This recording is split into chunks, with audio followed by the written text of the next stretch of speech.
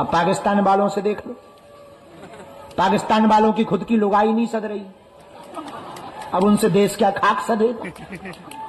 हालत देखो, उन्हें यही पता नहीं चल रहा है कि बम गिर कहां रहे और क्या गजब की सिक्योरिटी है उनकी ही सिक्योरिटी पे बम फेंक रहे भारत वाले हैं।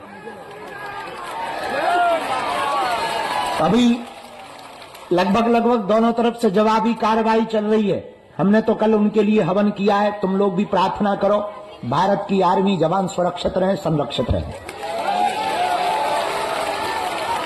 और ऐसे ही मिनी दिवाली पाकिस्तान में मनाते रहे। अभी लगातार टेक्नोलॉजी की लड़ाई चल रही है, उस तरफ से ड्रोन फेंके जा रहे हैं, इधर से ड्रोन फेंके जा रहे हैं, पर पाकिस्तान भिखमंगा देश देख लो। बल्कि उनके एक आर्मी ने कहा है कि हम टैंकर ले जाना चाहते हैं, तो दूसरा बोला कि डीजल ही नहीं, ले कहां से जाओगे। हालत बहुत खराब है उनकी। अच्छा, अद्भुत बात यह, धन्य है भारत की आर्मी। अब वो भारत नहीं है कि तुम हमें आंख दिखाओ, अब ये भारत है, अगर तुम उंगली दिखाओगे हम घर में घुस के मारेंगे। मजा देखना भारतीय आर्मी का। I proud of you Indian army, कि हम 300 किलोमीटर भीतर घुसकर लाहौर में और कराची में घुस के मार रहे हैं। इसी को जलवा कहते हैं। पहले बॉर्डर पर लड़ते थे, अब उनके घर में घुसकर मारते हैं और आंख दिखा के कहते हैं कि छेड़ोगे तो छोड़ेंगे नहीं। और कल ऐसे बम फड़ाका हुए पाकिस्तान में कि पाकिस्तान वाले दुहाई मांग रहे हैं। अच्छा, उन्हें पता ही नहीं चल रहा है, बम आके घर ही आता है। अच्छा, पहले हमारे भारत में तो ड्रोन आने के पहले भी पूछता है कि घुसे कि ना घुसे, उसके पहले ही S-400 धनाक भस्म कर देता पाकिस्तान के ड्रोन को। लेकिन हमारे वाले भीतर घुस के जाते हैं, पूछते नहीं, जब घल जाते हैं तब पता लगता है कि घल गया। हाँ, दहशत में है, दहशत में। और पाकिस्तान वालों को दहशत में रहना ही चाहिए। जब विचार करो सिंदूर इतना खतरनाक है तो हल्दी और मेहंदी कितनी खतरनाक नहीं होगी।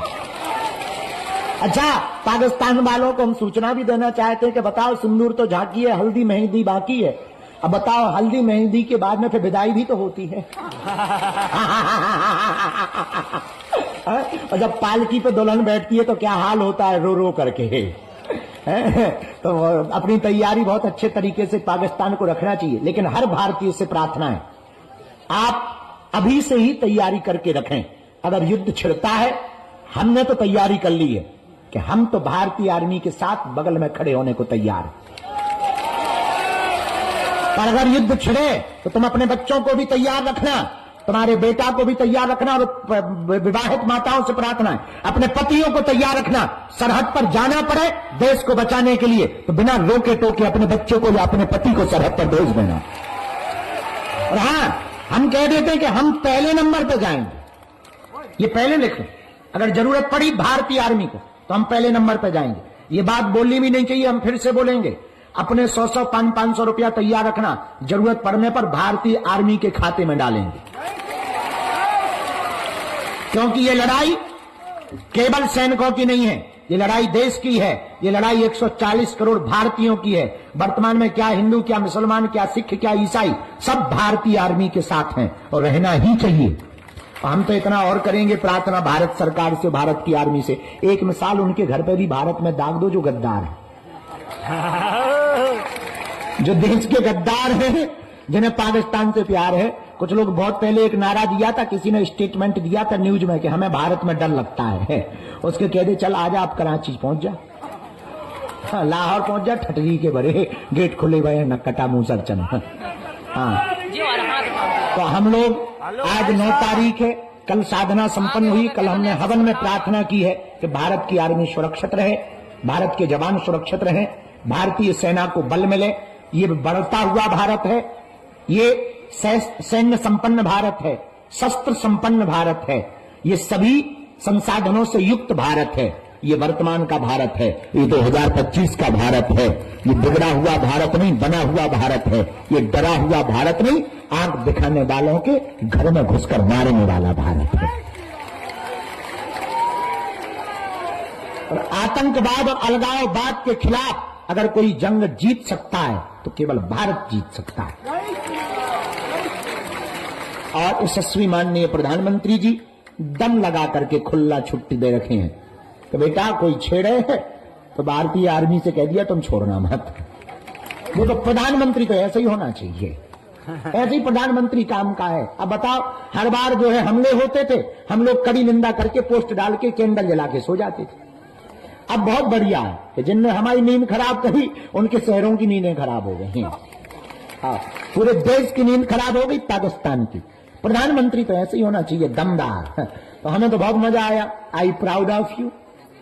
हमें तो बहुत ज्यादा गर्व है इस बात पे, और इस बात पे भी हमें ज्यादा गर्व है कि हमारे बड़ा वाला भाई बड़ा खतरनाक टाइप का है। तो हमें और ज्यादा प्रसन्नता है। तो अभी वर्तमान में बहुत बढ़िया चल रहा है, लेकिन आप लोग प्रार्थना करिए, तैयारी करके रखिए। जरूरत पड़ने पर अगर जाना पड़े तो तैयारी करके मनोयोग में रखिएगा। हम भारत की आर्मी के साथ कदम से कदम मिला करके खड़े होंगे और पाकिस्तान को और भारत विरोधी लोगों को मुंहतोड़ जवाब देंगे।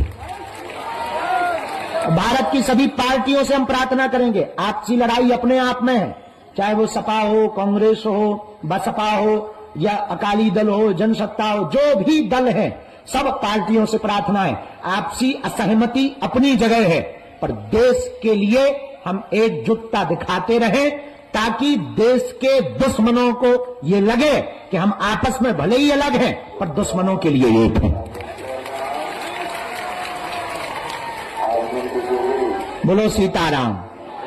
जोर से बोलो, और जोर से बोलो।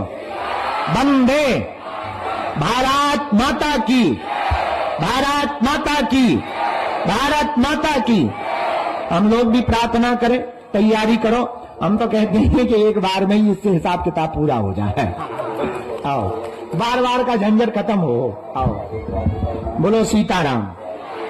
अब आज का दरबार सुबह का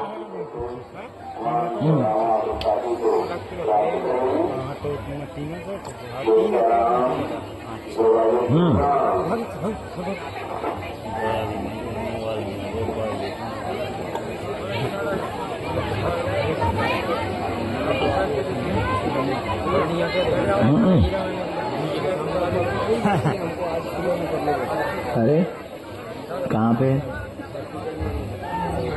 बनारस में।